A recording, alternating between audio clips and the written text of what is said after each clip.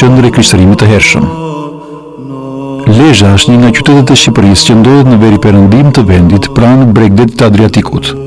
E themeluar në fund të shekullit të 4 para Krishtit, si një qendër e fortifikuar në jug të shtetit Ilir të Ardianëve, ajo shtrihej në shpatin e një kodri që zbriste drejt bregut të lumit Drin, ndërsa në majën e saj ndodhej akropoli fortifikuar Akrolisi.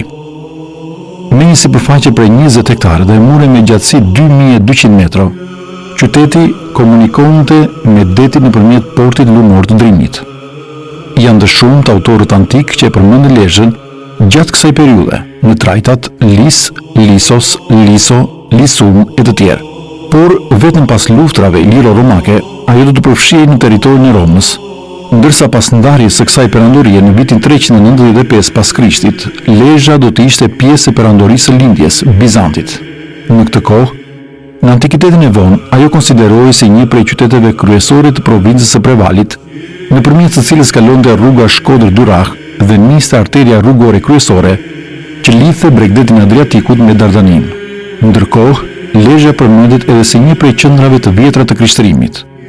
Kështu në vitet 592 dhe 597 pas Krishtit, ajo përmendet 2 herë në letrat e Papës Gregori të Parë, së bashku me peshkopin e saj Joanin.